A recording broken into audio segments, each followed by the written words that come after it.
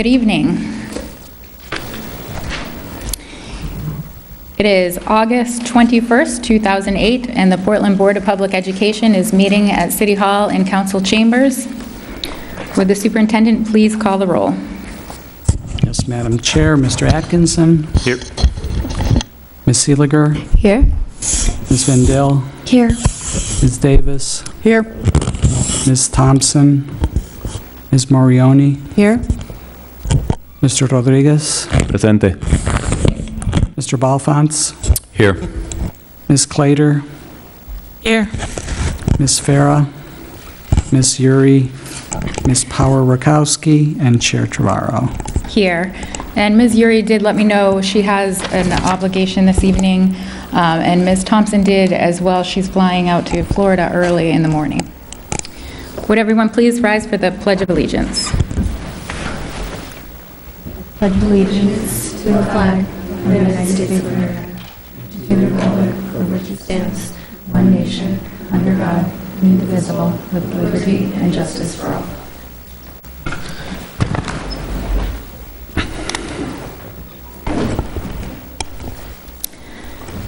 For the report of the chair this evening, I just wanted to let board members know, I know that some of you are already aware, we received a request from Mayor Strimling, Councilor Ali, and State Representative Rachel Talbot Ross to consider renaming King Middle School in honor of Dr. Martin Luther King.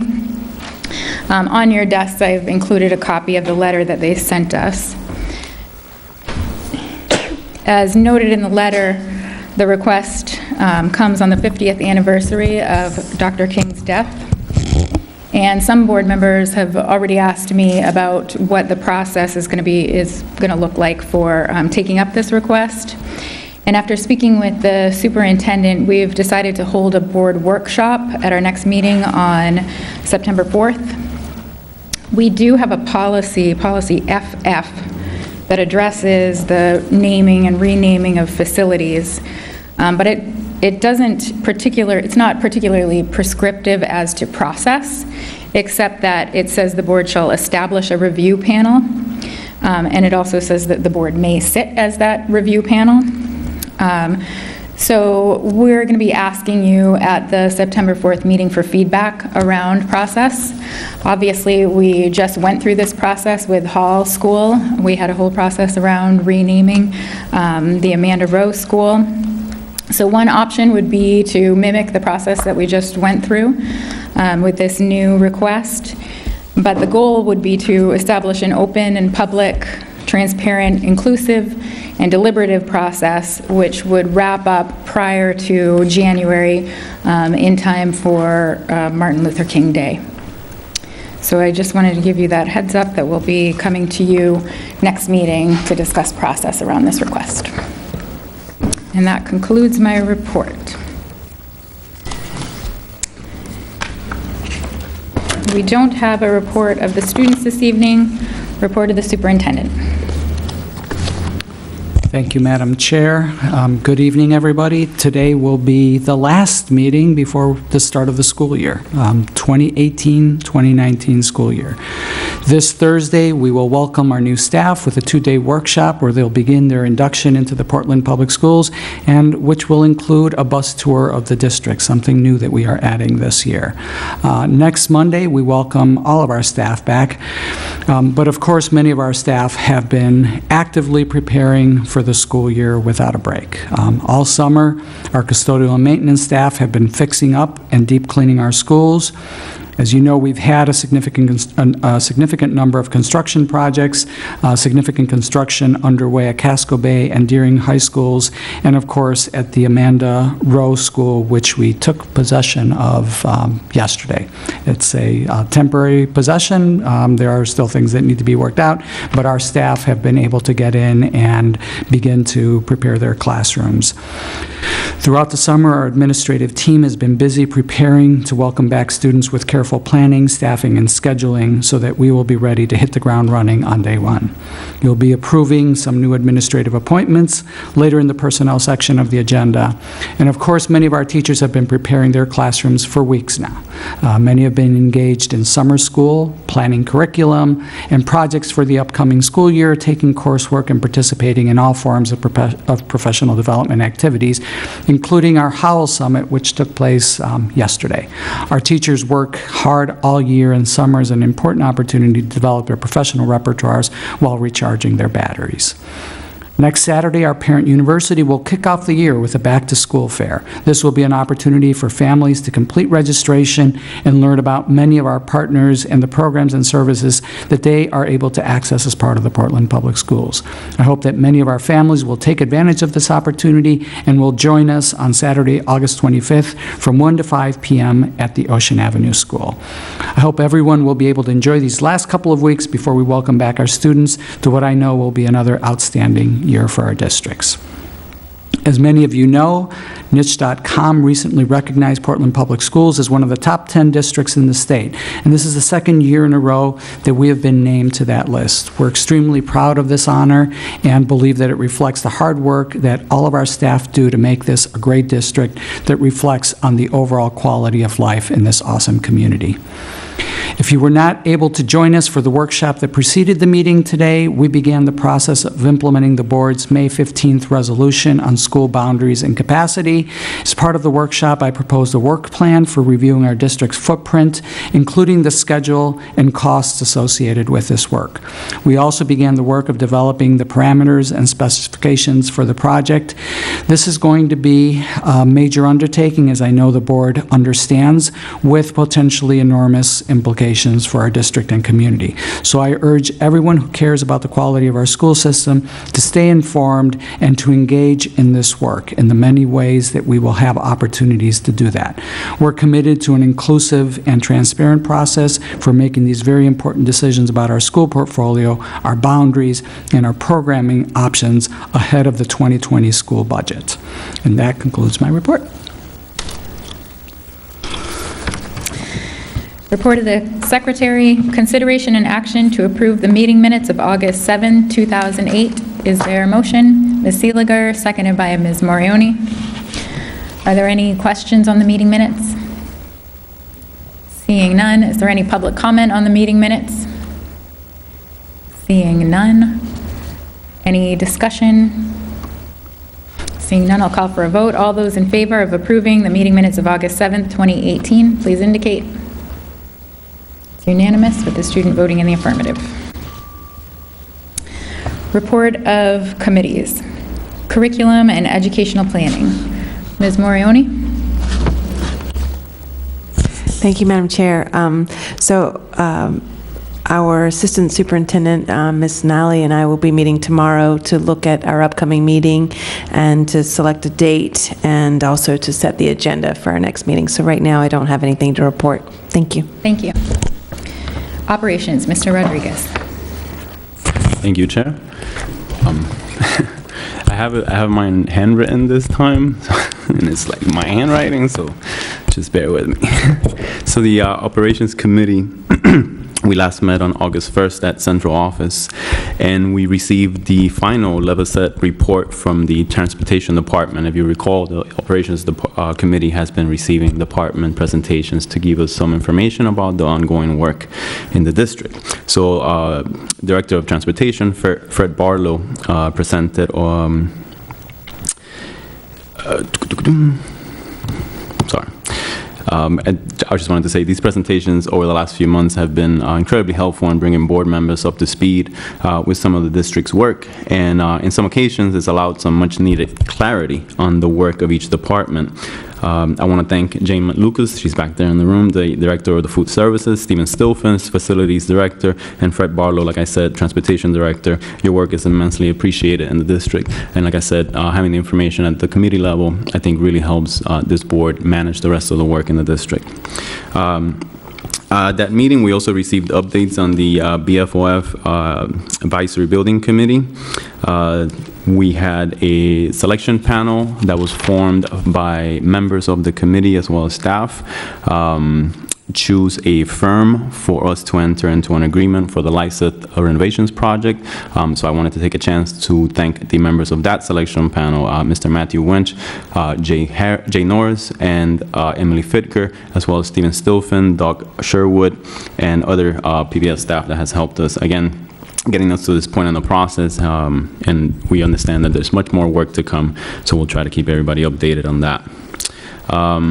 I've also today distributed copies of a update on the summer CIP projects that are taking place.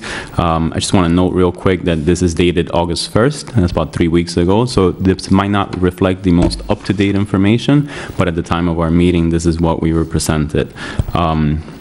And again, this is to give us an idea of what's going on in the buildings, much like Superintendent noted in his report a few minutes ago.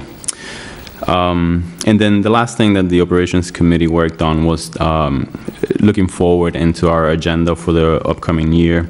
And of course, the 2021 CIP request from the school board to the city, which is right around the corner for us to start looking at that. Our next meeting is scheduled for August 28th at district offices, and we're set to start at 6 p.m. Thank you. Thank you. Finance and Personnel, Ms. Bendel. Thank you, Madam Chair. The Finance Committee met on August 14th. We had a discussion and update on the fourth quarterly report for the FY18 budget. We began the process to debrief the FY19 budget and utilized the feedback, the constructive feedback, to talk about what we'd like to see different in the upcoming budget cycle year. So we also engaged in agenda setting and planning activity. We agreed that our committee would benefit from meeting jointly with the City Finance Committee and continue that work throughout this fall. So I'm working on getting that schedule set with the City Finance Chair, Mick Mavadonis. Our next scheduled meeting is Tuesday, September 11th at 6 p.m. The topics for the meeting is to review some carryover items from the August meeting, which is reviewing overtime and transportation costs. We're also going to receive an orientation on the new financial software that our department is using called Munis, and reviewing upcoming schedule with the Joint Finance Committee. Thank you so much. Thank you. Policy, Legislative, and Public Affairs, Ms. Seeliger. Good evening. So the Policy and Public Affairs Committee has not met yet this season, but we will be setting up an agenda and a schedule very soon, and I'm sure we'll have another busy and successful year. Thank you. Thank you. Are there any other committee and/or member concerns? Ms. Davis.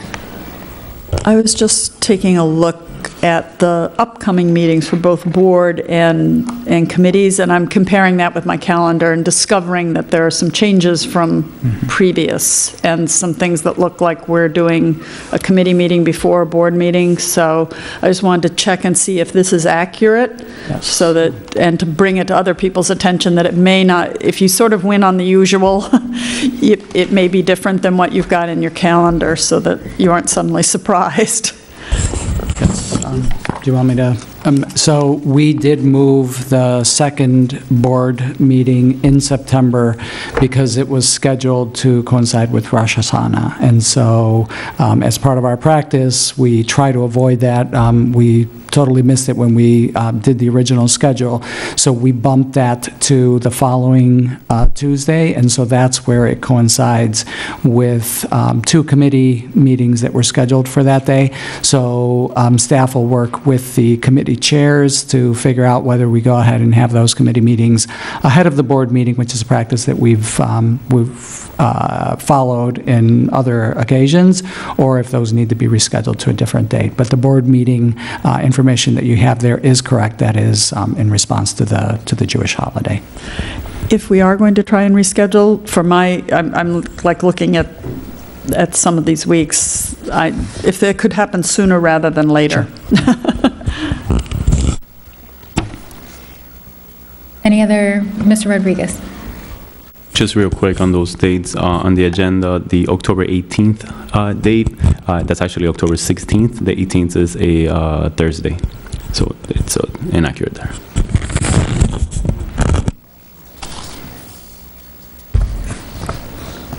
Any other member concerns? Seeing none, move into consent items.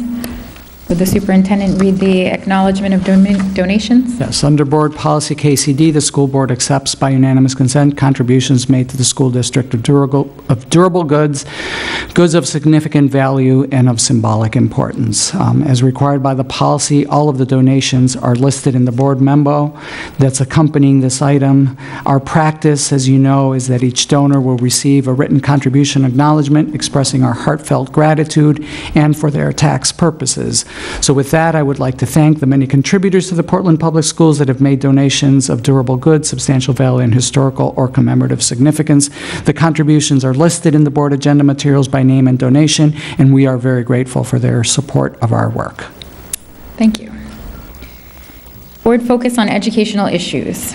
We have on, the first one is update on proficiency. So we are going to postpone the update on proficiency and do that at the September 4th meeting for a variety of reasons, and most importantly because we have a very significant report today from the Cumberland County Food Security Council and the Portland Food Council, who and many of the members of that task force are here. They approached the district about collaborating to create a Portland Public Schools Food Security Task Force to evaluate the status of food insecurity among Portland Public Schools students. Over the past year, the task force has assessed the current state of food programming in Portland Public Schools and created a map of these programs, and in the process identified gaps in our food security network. The task force has taken that information and developed recommendations for how Portland Public Schools, working alongside task force member organizations, can improve the reach and impact of these programs and services and reduce food insecurity in Portland Public Schools. A preliminary report was provided to the Operations Committee of the board back in June, as Mr. Rodriguez mentioned in his report. And today, Jim Hanna, the task force chair, will be here, or is here, and will present recommendations and discuss those recommendations with the board and staff. So,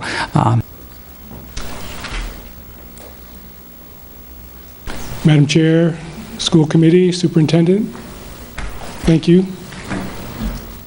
My name is Jim Hanna. I direct the Cumberland County Food Security Council. I have significant investments in Portland schools. I've had a child in Portland schools since 1992 until very recently. My oldest is in college now. My wife has been an educator in Portland schools for almost 30 years. So I've been very present and followed trends and things in Portland schools for many years. I've also been working in the food system in Maine for almost as long as my wife's been an educator. And I'm a little frustrated that we haven't made more progress in addressing the problem of food insecurity and hunger throughout the state, in Portland as well. So I'm very grateful for the opportunity that Superintendent Botano has provided and the involvement of Jay McLucas, Food Service Director, in our process for the past year to look at Portland Schools' food system. We've gone through, engaged all elements of the school system in a process that identified successes, challenges, and opportunities, and how we feed students and educate them about nutrition. This assessment is a review of the whole system, designed and implemented in an unprecedented way. We looked around the country and seen if anyone had looked at the full system view of a school, and a lot of the focus is on the federal nutrition programs. We took it a little broader, and you'll see the different categories that we addressed in our assessment. Our recommendation is not about asking teachers, students, principals, food service administrators to do more. We know that the school system is at capacity in terms of what they're doing. What we are going to recommend is supporting our mobilization of the community, perhaps maybe doing some things differently, maybe making some investments in money that's already being used in new ways. And we'll probably have a few asks about things that are going to really make a difference for kids that are worth investing in. The good news in our recommendations, as you'll see, is that most of our partners in infrastructure is in place to make those improvements. one of the things that we identified in this process is there's been a lot of great success in Portland schools over the years, and some of it has not been institutionalized or followed up on. As those of you who work in schools know, there's a lot of turnover, and sometimes good programs go with good people, and things aren't maintained. So we've identified some of those moments when we've done really well, and we have some recommendations about how to maintain those.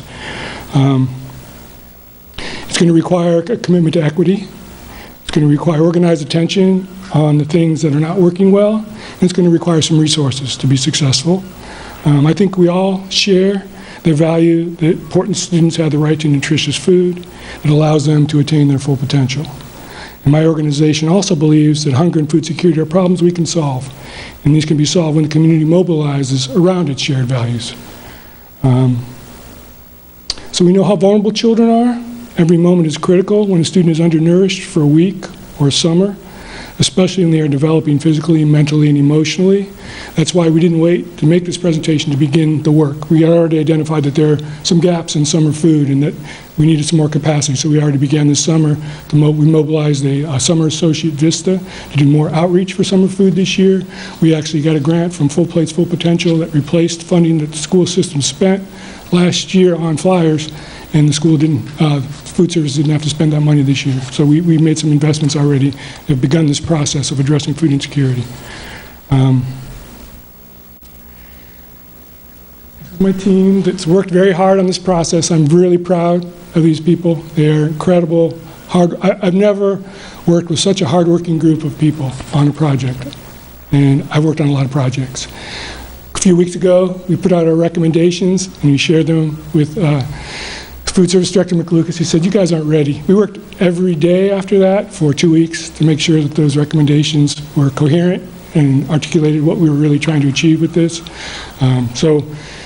And every one of these people has made a unique contribution, powerful contribution, meaningful contribution that's going to make a difference in the lives of kids. So I just got to say, thank you guys. And you're going to hear a little bit from them as we go through this presentation. Right now, I'd like to turn it over to parent advocate Heather McIntosh, who initiated this process. Thank you, Jim. I initiated this food security task force after witnessing another mom walk into Reiki, where my son is a student, in tears because she didn't have any food to feed her kids. I was fortunate to be able to work with others at the school to start a food pantry at Reiki within a couple of days to help other parents in similar situations. I was also very fortunate to gain the support of Superintendent Botano and Jim Hanna to end student hunger. That's what I brought to them both, that we can do this, we have the ability, we have the resources, we just need to connect the dots for parents, for educators, for administrators, and that if we all work together, that this is a goal that we can accomplish and one worth working on. And as someone who's experienced food insecurity, I can say that it's horrifying to not have the resources or to be able to provide the necessary food for your child's well-being, and that without that, we really can't expect our children to accomplish much of anything. So to start our presentation, we just really wanted to focus on what food security is so that we both have, that everyone has the same definition, that the USDA defines food security as access by all people at all times to enough food for an active and healthy life. And that's what we're talking about for all students in the Portland Public Schools. Just to give you a little bit of background, the Portland Public School District provides education to almost 7,000 students in 15 schools. More than half of these students are eligible for free lunch, which means that they live in a household at or below 130% of the poverty line. That is an important number because there's almost 50% of students in the district that are potentially experiencing what this mother's children are experiencing, not having enough food at home to meet their basic needs. Jim went over our value statement, that as a group, we believe that food fuels learning, and all students at Portland Public Schools have the right to nutritious food that allows them to attain their full potential. This food security task force began by really articulating goals in 5 program areas that we felt would be best to increase food security in the district. The first being charitable food, which is food pantries and backpack programs, previously emergency food. The second is the federal nutrition program. Third is school gardens. Fourth is nutrition education. And fifth is sustainable practices. In pursuit of these goals, we conducted a needs assessment to explore the gaps and also the best practices of schools.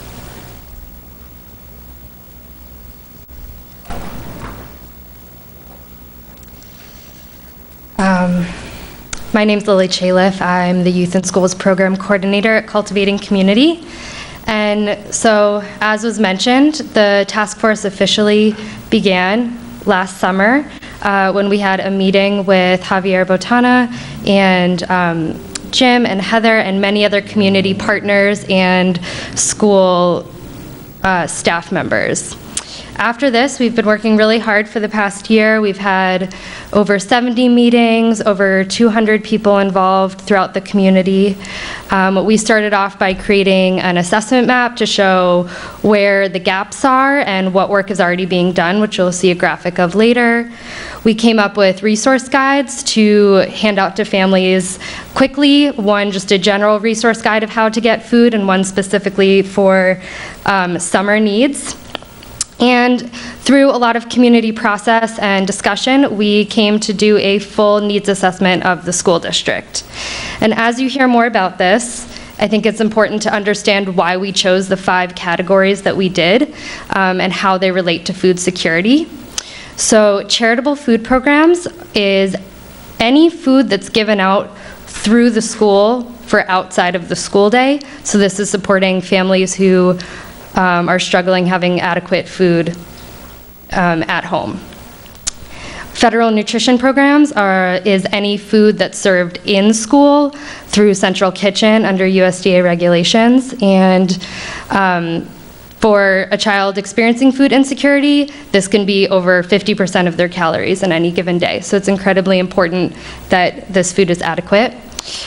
School gardens and nutrition education might be a little bit harder to connect the dots of how this supports food security, but this type of hands-on education connects kids to healthy food and educates them so that they are more inclined to and more excited about making healthy choices when they are given the option through charitable food programs or the federal nutrition program.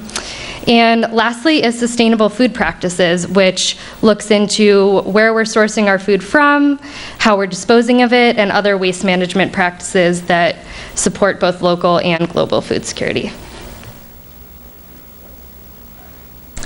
Hi, I'm Laura. I'm a qualitative researcher. So being mindful of time, I'm not going to go into too much detail on our methodology here, but very briefly, as Lily said, we did create an assessment map to look at what was available within these 5 categories at all the schools in the district. From that, we were able to have individualized school reports, one for each school. We had 3 surveys that we created, and this allowed us to collect more data that informed that map and those school reports, and also helped inform our results and our recommendations. This is just an example of what those surveys looked like. These were electronic surveys. And then the bulk of our needs assessment were qualitative interviews that we conducted with community members, members of the school community, to try to understand the problem from their perspective, what they felt was wrong, what they felt was important, what people felt could be improved, and how. So the survey data and the interview data, that was all really important for us. We analyzed this thematically to be able to understand if there were patterns. We were then able to present our data through the 5 categories, and those informed the recommendations that we will be presenting later tonight. Hi, my name is Christina Cololo. I am the Outreach and Research Administrator with the Cumberland County Food Security Council, and I also work with Liberation Farms, which is a Somali Bantu farming program that sells vegetables to Portland Public Schools. So a team of 17 volunteers collected interviews and surveys from 212 members of the school community. And we were very fortunate to speak to a diverse array of stakeholders throughout this process. And one of the major areas that they informed us around was charitable food programs. And as mentioned, this is food that is donated to students and to families. And this appears in schools in through a variety of ways, including backpack programs, in-school food pantries, distribution tables, and community meals. And these programs are usually 100% volunteer run. Let's see. The main partners working on this are Good Shepherd Food Bank and the Locker Project, along with in-school champions. Federal nutrition programs are food served through nationally regulated meal programs that are prepared by the Food Service Department and Jane. Our school meals provide the vast majority of food consumed by students during the school day, and therefore are a vital tool in combating food insecurity. And despite how critical these programs are, they are significantly underutilized at the moment.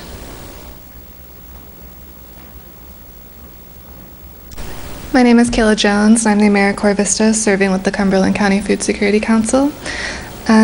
We discovered through our research that 11 out of 17 schools currently have school gardens. However, only 5 of those schools have hands-on garden education, and that's due to support and curriculum connections that just aren't there. Our next section was the nutrition education. And there's not currently a standardized nutrition curricula across the district. However, there are a lot of outside partners that teach nutrition education. However, these are varied because they're different partners. There could be Food Corps, SNAP Ed, Cooking Matters, and they're also limited by their grant guidelines by what they can teach. Finally, we looked at sustainable practices, and those were 2 subsections: local food procurement and composting.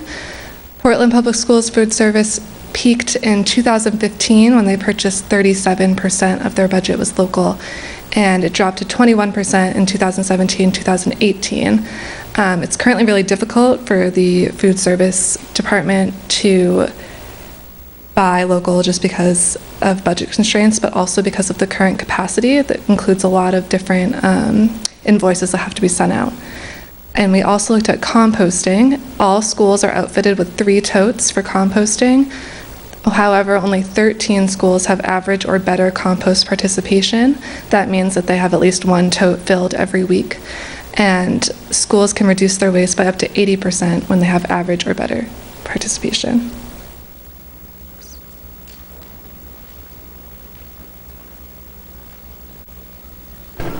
So we stand here kind of at a critical moment in this process. The assessment is a bit of a prelude, just getting the information that we've had. And this is the beginning of a process of intentionally improving nutrition for Portland students in a systemic way. I know some of our recommendations have made the superintendent and the food service director a little nervous. And I'm committed to making sure that we do our part in supporting those recommendations, because we consider them critical enough that we're going to stand by them. I'm talking about the community that's rallying around this issue. And we also need to know that the school board is behind this process as well. So we'll hear from you when we're done with our presentation about how you want to support this process. First of all, I just want to acknowledge that Portland has and continues to do exemplary things when it comes to the use of food and nourishing children as an educational tool to connect with the community and to model sustainable practices. And Portland itself is also known as a community for its appreciation of food. Just last week, we were recognized as the Restaurant City of the Year by Bon Appetit magazine. We have a lot of organizations that serve Portland in the state of Maine, like MOFGA, like Cultivating Community, like Good Shepherd Food Bank, that are recognized nationally with their best practices in food system innovation. Just to hear that we were a top 10 school district in Maine is, again, encouraging, and food and the way we take care of our kids with food is part of that. I wanted to note a couple examples, and when I talked about the institutionalization and the things where we've struggled to maintain some things. So a year ago, we met downstairs, and we had some teachers from King Middle School, expeditionary learning model. My kids both went to King, so I know it well. They were planning an expedition called Pathway to the Plate, where they involved Jane, they involved the community. Many of you may have seen their presentations, where they traced where their food came from, how it got into the cafeteria, looked at the environmental considerations, the cost considerations, made recommendations. It was really a beautiful, beautiful work, and really made the kids aware of where their food comes from and appreciate, what comes on their plate and what it takes to put it there. Again, this is something that happens once in a while. It's one unit that's chosen. I know other schools, high school, they choose food security as a unit from time to time. So I just point that out as kind of the exemplary work that can happen within the schools with the students around food. When it comes to charitable food, just this past December, Riverton Elementary School started its backpack program. I refer to it as a backpack program, even though the food doesn't necessarily go home in the backpack, it's bagged up, but that's the generic way to refer to this kind of charitable food program. By February, 60 families are taking home food. They got an award from Good Shepherd Food Bank for their total distribution of food. And this was a gap that existed in November. And by December, they're being recognized by Good Shepherd Food Bank. We've identified additional gaps in this process of places where we could, a simple intervention, calling on a community partner, saying this is what our kids need at this school can make a big difference. In terms of sustainability practices, there's been some institutional successes in the past. We had a couple parents who worked with the University of Southern Maine that instituted that compost program that was mentioned in our results. And we see that it's not as successful because it isn't getting the attention that it once got. So we're trying to figure out how do we institutionalize that in a way where there's someone there promoting it so that it maintains the consistency that it once had. And that's a money saver for the school when you have less waste that's being thrown into the trash stream as opposed to the food recycling stream. Another example, we noted the statistic that at one point when the school board was investing in the school food service budget, we were up to 37%. We had an exemplary food service director who was recognized nationally for his local procurement practices, Ron Adams. He was doing some amazing things, but Ron needed that investment from the school board. He also needed community support. People were raising money to fund positions like a local food coordinator within Central Kitchen. A wellness coordinator was partially funded external. I know at one point school board funded a wellness coordinator. So those are things that supported our ability to have that much local food. So we're not making a specific recommendation about what the top line, I think we're saying 20-25% is pretty sustainable, and that's where Jane is now, so we support that. But I think there are other ways to bring that local food into the system. One thing Jane has done that Ron didn't do is she's buying from low-income farmers, Somali Bantu community farmers. She's buying from folks that are living, subsistence level beginning farmers, so she's bringing that, using the infrastructure that Ron developed to invest and store the marinara sauce, for example. So those are all things that we'd like to work to make sure that the systems stay in place, and when someone like Jane comes along, she doesn't have to recreate the wheel, but some of those procurement practices are in place, or those things are institutionalized for the future. And we'd like to work with you to figure out how we do that. So again, I would emphasize that my team has been very protective.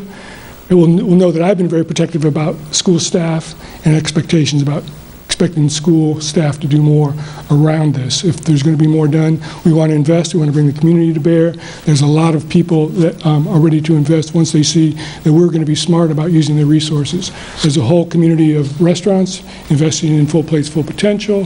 Their real focus is on the federal nutrition programs, but we can use that money to really increase the participation in those programs, bring more money into the school system for buying food, and that makes the whole system more sustainable. So our recommendations include develop a strategic plan, both district-wide and for individual schools around food. We think that could come out of the whole wellness committee process, and we're willing to be a leader in that. All this data that we've gathered can feed into that. We don't think it's a very complicated process to get to that place. We've gathered data for each school.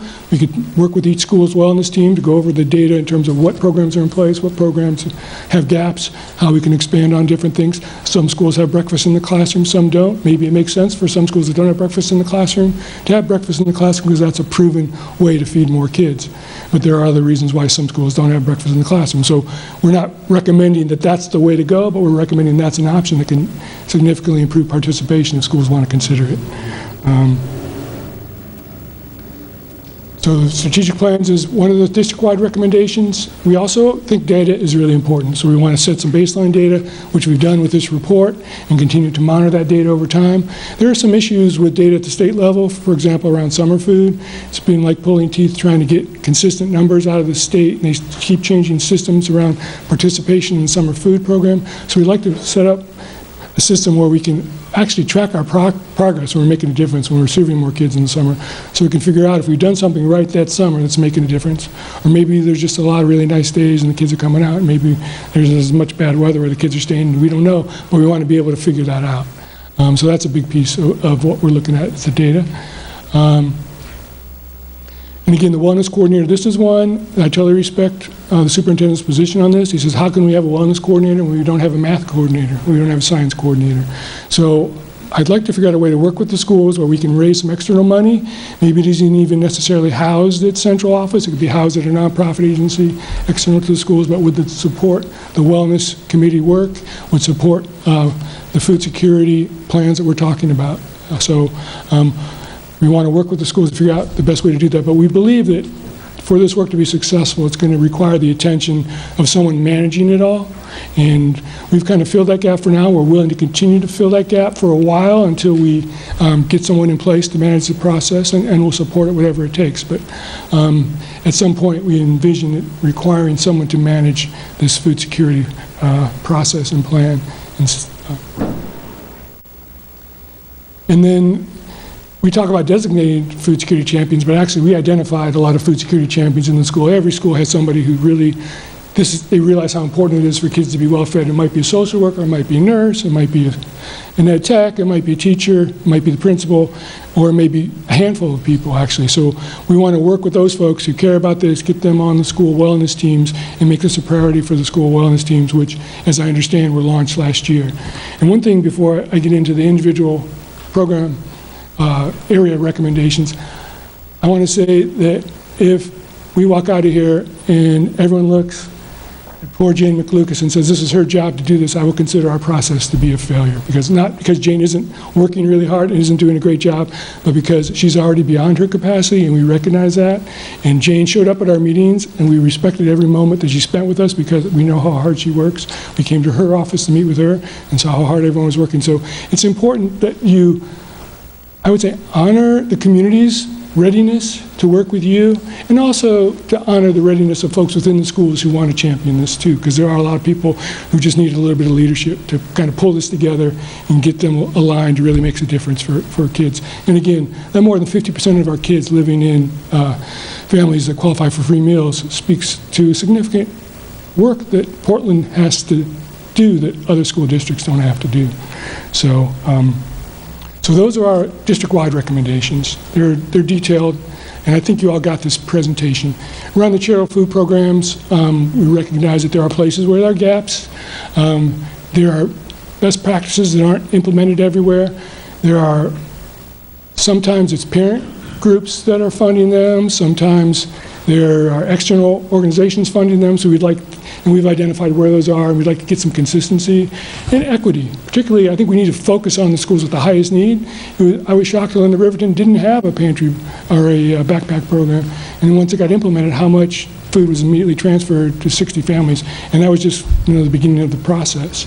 So I think it's important that we recognize where those gaps are and equitably address where the most need is.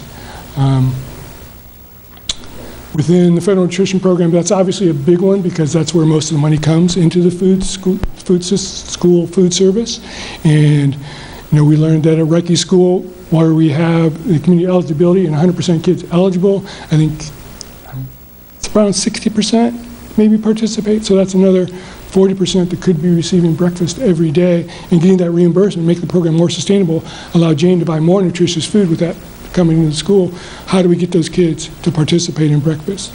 I know there are other places where the way it's handled in the classroom, the teachers don't document it well, and so they don't get the full reimbursement. So we need to do a little bit of training with people who manage those programs in the classroom, make sure that the full reimbursement comes in so that the food is paid for. That's costing the school system money, and again, it's a place where we can increase the nutrition. So there's a number of recommendations within the federal nutrition program. That's, I think, where we can have the biggest impact. And that's also a place where there are external community, like Full Plates, Full Potential, that's ready to invest in Portland schools to help us maximize that participation. School gardens are a huge opportunity for educating kids and teaching kids about where their food comes from. And again, it varies a lot in terms of how they are implemented at different schools. There are places where we can have infrastructure put in place for minimal cost with just requesting it from the right funders. So again, we'd like that to be a partnership where we get support from the school board to have gardens at every school, and to have opportunity for consistent education links to those gardens. And nutrition education, again, this is a place where I think it would be good for the school system to have some consistent standards and equitable standards about which kids are getting what pieces of education. Right now, it's hit or miss. It's nonprofits that are coming into schools, different curricula, different teachers, depends on how much it gets emphasized. I think it's worth investing some time in making some consistency there. And then the sustainable practices I've touched on already around local food procurement goals. The New England Environmental Finance Center was at USM. That was the couple parents that started the composting program, Martha Shields and Susan Webster, many years ago, and they just set that up, and they have it all documented still on the website. We can go right back to that and look at the best practices in terms of getting that back up to speed in the places where it's not happening well. So those are recommendations.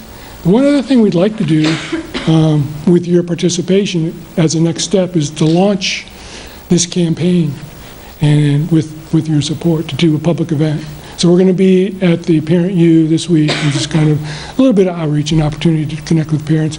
One of the things we did this year, and we recognized right away with support of Superintendent Botana, was that we needed a resource guide for parents to have to know where to get food in the community.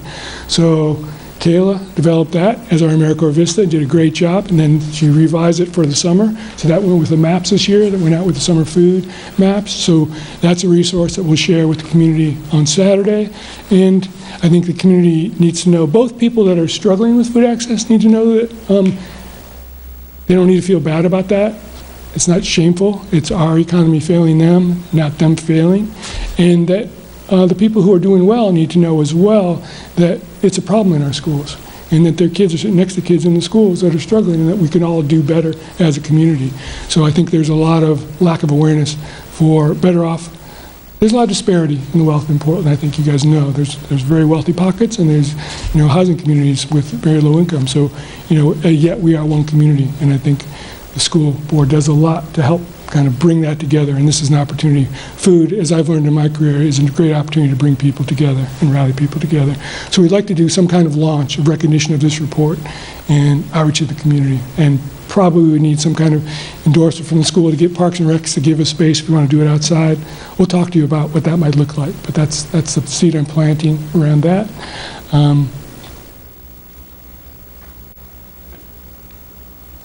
So yeah, begin the process of working with the District Wellness Committee. And again, there are a lot of resources out there. We like to work with the Portland Education Foundation. We don't want to take resources from places, grants you're already getting, but there are a lot of resources out there. And food is really trendy now, especially partnerships with schools. There's a lot of foundation money out there to support food in schools, and all the things we talked about systemically, we can find funding for that. So, and we're smart about figuring that out. We like to work with you to serve our kids better. And then the outreach and education initiatives, the partnership. Wherever there's an opportunity for us to engage the parents, we would like to be there. Any questions? Yes. Just one quick comment, that if we increase our participation in the federal food programs, that also drives a number of other funding sources which use that percentage, either as an eligibility percentage for the ability to write for grants, or actually increases the amount of funding that we get, because it's distributed, like Title I funding, and some of that funding is distributed on a formula basis, and what they're looking at is the number of free and reduced lunch students. So it not only benefits the students in terms of providing food, but it also can benefit the district by increasing and recognizing the actual number of students who qualify but just may not fill out those forms, which are fairly daunting, even as simple as they've gotten. It's a daunting form to look at, and it's hard to sit down and fill it out many times, and people just don't. Or the family says, well, I'm not actually going to eat that. I just won't do it. So anything that we can do that actually gets a more accurate count, especially in middle school and high school, where typically students do not fill out the forms, families don't, and the underreporting is significant, would help both the students in terms of freeing up the resources for food, but also in generating additional funding for other kinds of funding opportunities. So I would wholly help in doing that. Right, no, that's a good point. And I think there has been some strides made both by food services and by multilingual to try to make it more accessible. And you're right, there's still more we can do. I crunched the numbers about 3 or 4 years ago at Ocean Avenue, and if 10 more families had submitted, it would have passed 50%, and then that would have triggered the Title I funding. And so, right, and sometimes it's, and they were serving homeless families that weren't necessarily in the system. So there are ways that we should be able to address things as simple as that. This is just the logos of our partners, too, who participated in this process so far. Yeah. Okay, so I had been, when I first got on the board, I was pretty interested in the local food system program that we had been implementing. It was under Ron Adams, who was previous food coordinator, and like what this said with 2015, how we had a larger percentage of local food in our school lunch program. I think it was like the FDA even showed up to take a tour because they were so impressed. It was under Michelle Obama's food program, and we had been a pretty exciting model for them at the time with local food. And I think we have the opportunity as a district. We have a lot of strengths. So between the school garden program, the education that you said, we as a district really promote that and show kids the idea of farm to table, so kids are actually learning like where vegetables come from and can see it being grown at their schools, which is great. And we also have a huge advantage with the addition of the central kitchen, which we have. So from when I spoke a couple years ago with people in food service, a lot of it, of course, is funding and food processing. So there's quite a bit of cold storage, but there's other, perhaps needs for an oven and staff to do the prep, because it's just much easier to bring the food to kids without having to prep and prepare it and the meal planning and everything. So I'm wondering, with groups like Food Corps and stuff like that, can they actually volunteer in the central kitchen, or is that only staff? Like, are there ways for people to try to help out within central kitchen with prep, or is that something that has to specifically go through staff? And how, as a board, can try to support that in the future? Okay. So under AmeriCorps guidelines, under AmeriCorps guidelines, AmeriCorps service members and Food Corps service members cannot duplicate or replicate another position. So we couldn't have someone hired as an AmeriCorps member to be full-time in the kitchen, but there has been a food corps member placed at Central Kitchen to help with things like marketing and taste tests and other promotional activities that otherwise there wouldn't be capacity to do to help. Okay. Yeah. Yeah, I wondered because when I served as an AmeriCorps, we had people working within the food program, but I don't know if it was just like, I don't know if it was a quote-unquote position or if we have different rules in Portland schools, or maybe you can elaborate on that a little bit. Sorry, I'm not sure I understood the question yet. I think I would say about that could be part of our strategic plan. I think there's a lot of opportunities. One of Kayla's other jobs, her main job is gleaning. So, if we glean food, we mobilize volunteers to process food. I think that would be something. We'd also have to look hard at the regulations, because there are some regulations that prevent some of that. But I think there are opportunities within what various partners in the community are doing to bring more of that local food. Yeah, and even to involve the students where it okay, makes sense. good. Yeah, so like partners who would be able to pick up or transport the food to Central Kitchen, from what I would hear, would also be helpful as well. So yeah, just continue to let us know ways in which we can help and try to promote it. And thank you for an amazing presentation. Thank you. Thank you. Ms. Morioni? I echo my colleagues' sentiment on this. This is wonderful. This is my 10th year on the board, and I was here with Ron Adams. I actually was with Councilor Suslovic at the time we helped to start the composting in the schools. So I've been around for a while to see the ebb and flow in terms, and it has a lot to do with resources and positions oftentimes. But I think you hit the nail on the head. A lot of things just kind of fall by the wayside that we have partners that are eager and willing to help us. It's just more of the management of it and oversight of it. So I really appreciate your oversight of this work, and all of you in the audience who've worked on this and given it fresh life again, and particularly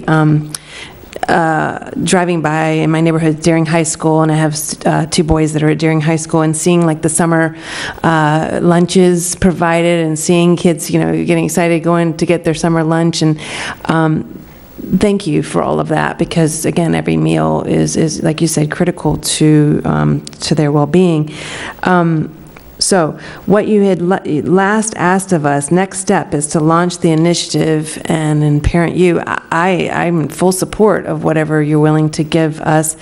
But this obviously comes at your volunteering now, your time and efforts in a sense for your help. So I think in a larger sense, whenever it's time for us to look at budgeting, I really want to consider, unfortunately, we just set our budget for this coming year, but we did also find that there might be some additional funds, but who knows, maybe we could even discuss as a board whether or not we have a wellness coordinator, or even part-time at the very least, that could help oversee some of this. We used to have that too, and that person did a lot of amazing things with regards to overall nutrition curriculum in the class and the schools. Right, Shonda covered a lot of ground. Shonda. And then Elizabeth Pratt was externally funded, and she did a little bit of that, helping Ron. Right. It's kind of the transition to the end of that position. Yeah, so I think you're right. We're kind of, unfortunately, at a place we've had to cut a lot and cut a lot of things, but this is something I think that you're absolutely right. Our students cannot learn well if they're not well fed. And so this, in my opinion, goes alongside of safety and security for our students in terms of priorities, because we're asking them to come to school and being hungry. So I fully support and want to be as helpful as a board member as I can. I can't speak for the full board on this, but just to simply say, even volunteering hours, if we can get some way to get it, I mean, the parents, I'm sure that I know that would be eager and willing to help volunteer in any way. The wellness committee, I just feel like there's still some gaps of understanding of parents who you're absolutely right, are fortunate enough to have either time and or resources to donate, they don't know how, or they don't know this is a need. So the more we can get that message out to the larger community as well. And you were talked about Portland Education Foundation, and I work with them on the grants committee, and it may be something that even talking with PEF about, could we earmark a certain set of, like if parents want to donate specifically for food insecurity for our schools, that they could be the ones that would bring in the resources, and they could be the ones helping to, because they, being 501c3, that can be beneficial to us as well. So I see it as, again, I know people who are eager to volunteer as well as to donate to things like this. So thank you very much for all your hard work. Really appreciate everything you've done. Thank you. Mr. Belfont. Any idea of the cost to implement your vision, and not only that, but also like the coordinator position, and then the third part? You mentioned funding, like restaurants, perhaps other foundations, and what that looks like. Just trying to understand the picture of that. Well, I don't have a number. I know I heard that there was a budget line at one point of about $500,000 for local food in the Portland school budget. Is that accurate? 8 years ago? That is accurate. I think at the time that you, the example that you used of, and we talked about this in the operations committee, and Jane is there, she can fill me in on that, but I think our budget has shrunk by about $500,000 from what it was at the peak of the time that Ron Adams was here. So there is a direct correlation between the investment that the district made in that. Just to sort of refresh everybody's memory on that, this year the food service program is completely self-sustaining, so there are no local dollars that are being spent on food service. And among the things that we did during the budget process is we actually eliminated a position in Jane's department. So when we talk about, sort of, wellness coordinator, let's remember that we just slashed, a position from Jane's budget. So, I know that we all have the best of intentions, and, this is absolutely amazing work. As you know, I'm a huge advocate for this. At the same time, I think, what I respect and value the most about the way that this partnership has worked is that, you're not coming to us and saying, go fund it. You're saying, these are really important needs, which I think everybody at this table agrees on, and there are multiple sources that we will work on together, because, although you've all put in a tremendous amount of time on this, most of you work in this arena. So this is your full-time work, and so you have access to and knowledge of those resources that are out there that we don't. And so working together to seek out those resources is frankly a more realistic way of doing this than just saying like, oh, let's just go fund a wellness coordinator, or let's, allocate an additional $500,000 for local food. Because again, our prior conversation, the workshop, was all about reducing our expenditures as a district, not about increasing our expenditures. So I think they just want to keep everybody grounded in the reality that we are, as a district, looking at reducing our costs, not at increasing our costs. So anything that we increase in the food service area will either be a net increase to the budget, or it will be a, something else that we won't be able to do. So I think, there's lots of different things, and, I didn't expect to be quoted verbatim, but, that's actually what I said, about this issue is like, I love the idea, except that we also have tremendous needs in lots of other academic areas. I had, coffee this morning with Mrs. Morioni, and we talked about the importance of having consistent sex education in our district. I think the story that you've laid out today is no different from our story around civics education, around, health and reproductive education, all of those things where, without somebody who's actually leading and championing that work, that's why your recommendation is like somebody has to champion this work. And that's true for lots of these other areas where, there's a significant amount of commitment and investment, but we have to make those choices. And so, is it nutrition education and food security at the expense of math? Is it, or is it at the expense of sex ed, or is it at the expense of facilities, or what is it that we are? So I think that those are the important questions. So again, what I appreciate the most of what this work as I've, followed it and worked closely with you on it is the deep understanding that the committee has on those financial realities of the district, and the deep understanding of the sort of the marketplace out there where there is different possibilities. There are different possibilities for supporting this work that don't mean that we're going to add to the taxpayers' bill. So, and I think that that's really important. So I was going to save this for the end, but since I'm talking, I'm just going to keep going. I cannot thank you guys enough for this work. I know, Heather has tremendous passion and a great, personal story about why this work matters as much as it does to her. And, I think I've been here for 2 years. I've been to so many things where Lily is there doing the work that we're talking about in terms of educating our families and our staff, and all of the team have demonstrated an incredible commitment.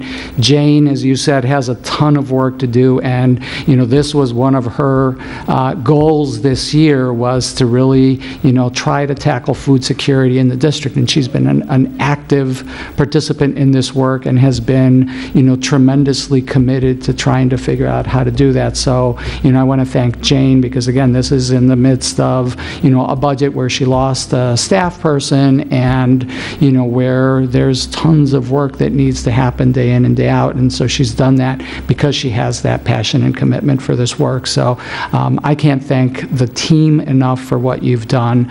I think I was incredibly impressed with the fact that you were able to do the mapping exercise that you did and give us a clear picture. That's something that is not easy to do as somebody who's always like, how are we doing on this particular thing? And it's incredibly difficult to get that information, because it is like going and doing the work that you guys did, sitting down with people, asking questions, having a protocol for asking those questions and for analyzing it, and to get to the map that we did was really, really impressive. So I think we're in a good place to move this work forward, and I obviously am looking forward to supporting it in whatever ways we can, both resource-wise and with commitment and partnership.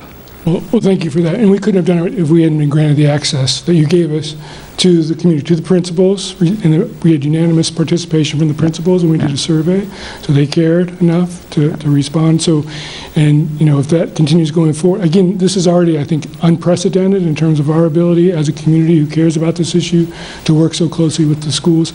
And again, because I'm very sensitive about how schools operate internally, I don't want to push too hard. I don't want to create more work for people who are already overworked, but whatever we can bring to the table, we will bring to the table. We didn't put a number as to your question, Mr. Balfatz. I think part of it is the planning process and identifying priorities, and then I think there are a lot of community members out there who want to invest in this, who want to, as you said, Ms. Miracle, want to participate in this, want to participate. People who want to volunteer. It's just a matter of us being smart and making smart asks and giving people something meaningful to do. And they'll join it, and we'll make a lot of kids thrive. Ms. Davis? I was just, something as we were talking jogged my memory, and it went back to ESSA Title 4A, which we got a significant increase in this year. And the purposes of that particular title, and this is where it almost comes around, because the funding that we get in this particular title is driven by our free and reduced lunch percentage. And there are 3 broad areas that title addresses.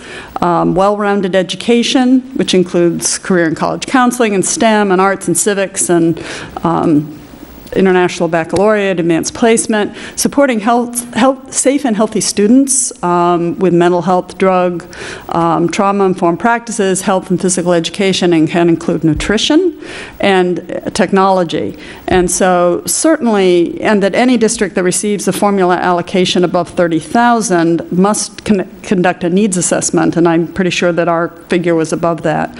So it would look like this work could easily fold into that needs assessment and be one of the things that as we develop how we spend that money, this is certainly an eligible activity. Again, not saying there are lots of eligible activities and not enough money, but also if we do increase the participation in free and reduced lunch, in future years we would get more money in here.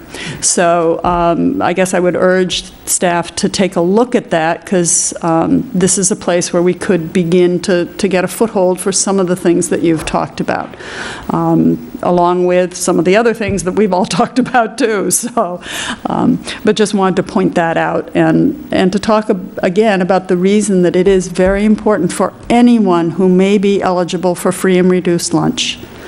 There is no shame in applying. I have filled out that application, which is the reason that I say that it is daunting. I sat there going, how does anybody do this? But I have filled that application out for my kids in the past. And I would urge anyone and everyone who thinks they might even remotely be eligible to please fill it out this fall. It will make a difference. It doesn't mean you have to then eat in the cafeteria if you're a high school student or any of that, but please fill it out, because it is important for the district and it generates funds for us in the future. So I would make that plea to anyone who's watching. If you think you might be eligible, fill it out. If you're not, that's fine. It won't go anywhere. It's just a piece of paper. If you need help, if you need it translated, anything, ask for help, because it's confusing. It's one of those forms with a lot of words and asking you for a lot of what feels like personal information possibly. But please, to our parents, fill out the free and reduced lunch form and turn it in. That's a big thing you can do for your kids. If you're eligible, it will cover their costs of their lunch and their breakfast. And if you're not, fine, but it will help others all in the district if we can actually raise that percentage to accurately reflect the number of people who are eligible in our community. Mr. Rodriguez. Thank you, Chair. So I wanted to echo what Superintendent Botana said a moment ago, in that I am immensely grateful for the work that you guys have done. I look forward to continuing to support this work. I understand that this is probably going to come back to the Operations Committee, which I'm chairing right now. So I am looking forward to seeing how we can continue to support each other. I wanted to take a moment to say specifically of Ms. McIntosh that I think that the way that you kick this off and your involvement here is really special. You're a parent who, through your advocacy, a year plus later, look at us here. We have one of the most detailed needs analysis that we probably ever could imagine to be done. We have, hunger is not like a physical disability. You can't see it walking up to you. You have to engage people. You have to find out what's going on. You have to build rapport with people for them to feel comfortable telling you these issues that they're dealing with. So I just want to commend you. And you make me so proud to be in this district, because you're not the only one. There's a lot of parents like you, and you're the people that really make a difference. And I think that's incredibly important. And I don't want to undermine the work that the rest of the team has done, but I wanted to highlight that you as a parent have made a significant impact in this district through this work, and I think that that's worth mentioning.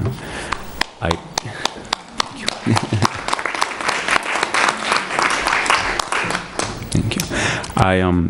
And last thing that I wanted to say was, like I said a moment ago, I'm looking forward to continuing to support this work and seeing how we can collaborate together. I wanted to say that, when we talk about breaking bread, it's an expression that we use often. I think that when I say breaking bread, I say that, that is when you bring people together who normally would not be in the same room. Like, it doesn't have to even be like eating food, but when you break bread is when you do something special with people that you normally wouldn't, and you expect something to come out of it. So I'm looking forward to breaking bread with my people. Appreciate it. Thank you, Mr. Hanna. I echo everything that my colleagues have said. I think they've said it all. So this team has done great work, obviously. We haven't had an update on our food services for a while, and there's obviously been a lot of intensive work gone into this. So this is an excellent tool for us to begin working forward. And I also look forward to the next steps. I know that this board very well understands the relationship between nutrition and education, and that we need to provide that for students in order for them to have a productive education. So thank you very much.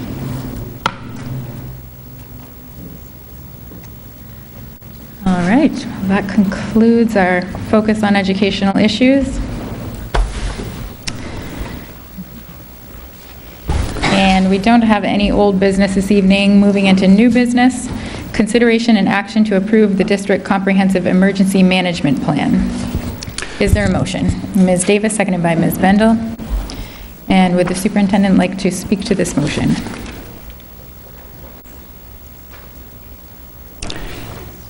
Yes, Madam Chair. Today we're asking for your approval of the district's emergency management plan. The plan is the same one that you approved last year and for the past several years. It meets all of the statutory requirements of the state of Maine. Obviously, we live in a time where these plans have more significance than they may have had at different points in the past. So it's important to note that this is not the only document that specifies what we do to keep our schools safe. Each school has its own school safety plan that is updated annually and reflects the actual protocols that each school follows for a variety of emergency situations, such as evacuations, lockdowns, and holds in place. This summer, Facilities Director Stilfen and Lyseth Assistant Principal Peter McCormick attended specialized training on school safety procedures. They're working together along with Assistant Superintendent Crocker and the Portland Police Department to bring lessons from that training into the school safety plans and our district protocols. We're implementing a 3-deep protocol to ensure that there is cross-training in every relevant role should the primary person not be available at the time of an emergency. And also, as the Operations Committee knows, we are in the process of obtaining quotes on a variety of physical safety enhancements that we would like to see in our schools. These discussions will continue as part of the board's Operations Committee work plan, as you heard earlier. And obviously, there's always more to do, and we will continue to prioritize preparing for unforeseen circumstances. Are there any questions on the motion? Seeing none, is there any public comment on the motion? Seeing none, any board discussion? Seeing none, I'll call for a vote. All those in favor of approving the District Comprehensive Emergency Management Plan, please indicate. It's unanimous with the student voting in the affirmative. And we're on to personnel, administrative acknowledgements. Would the superintendent like to speak to this item? Yes.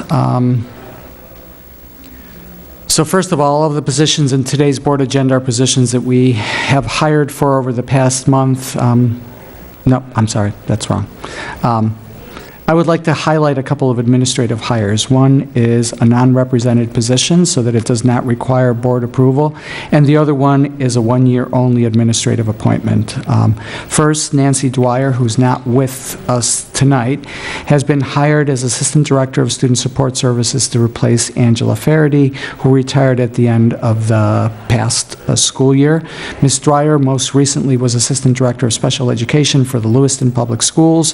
Her nearly 3 decades of experience in education also include being a behavior strategist, special education teacher, and also autism strategist for MSAD 51, Cumberland North Yarmouth. She also worked as a teacher for MSAD 13, and Ms. Dwyer holds a Certificate of Advanced Study in Educational Leadership from the University of Southern Maine, a Master's in Education from New England College, and a Bachelor's in Speech Communication from the University of Maine. We're very fortunate to have Ms. Dwyer join our team, and I know particularly that Ms. Mullis is glad to have her by her side. So I am also asking for your approval to appoint Christy Moran as Director of the Bayside Learning Community. We have made this a one-year-only position in anticipation of changes in the organization of the Bayside program over the course of the next school year. Ms. Moran, who is with us tonight, has more than a decade of experience as a behavioral and instructional educational leader. She most recently was director of the Gartley Street School, a K-12 treatment program and high school alternative education program of the Lisbon Public Schools, similar in some ways to our own Bayside program. Her previous experience includes being assistant principal at the Philip W. Sugg Middle School in Lisbon, director of education and lead teacher at the Renaissance School in Auburn, and an adjunct teacher at Kaplan University in Lewiston. Ms. Moran has also been a physical education health teacher and a business entrepreneur. She is currently working on earning a doctorate in educational leadership from the University of New England and holds a master's in health education from Kaplan University and a bachelor's in education from St. Joseph's College in Maine. So we're very fortunate to have Ms. Moran join us, and she's here today. So after you vote, I would love to have her come up and just introduce herself. So I'll ask for a motion on that, which is consideration and action to approve the personnel items listed, one-year-only administrators. Is there a motion? Ms. Davis, seconded by Mr. Atkinson. Are there any questions on that appointment? Seeing none, there is no public comment. Any discussion? Seeing none, I would entertain a vote. All those in favor of approving the personnel items listed, one-year-only administrators, please indicate. It's unanimous with the student voting in the affirmative. Congratulations, Ms. Moran. Would you like to stand up and say a few words? Hi, I didn't have anything prepared, so I just want to tell you that I'm very excited to be here. I met with some of the staff, and they're really excited, and just ready to roll, ready for the kids to come. They're great. Great. And I would just like to add that, as you know, we've been engaged in an extensive process over the past year, and we are looking to bring that information back to the board in the form of a presentation in September, so that will be on the agenda then. Thank you. Consideration and action to approve the personnel items listed, one-year-only teachers. Is there a motion? Ms. Seeliger, seconded by Ms. Bendel. And would the superintendent like to... I have nothing to add to that. These are all positions that are approved in the budget, and I'm asking for your approval of those hires. Any questions? Seeing none, any board discussion? Seeing none, all those in favor of approving the personnel items listed, one-year-only teachers, please indicate. It's unanimous with the student voting in the affirmative. And who made the motion on that? It was Ms. Seeliger, seconded by Ms. Bendel. Consideration and action to approve the personnel items listed, probationary teachers. Is there a motion? Ms. Bendel, seconded by Ms. Davis. And does the superintendent have anything additional for these? Do not. Same thing.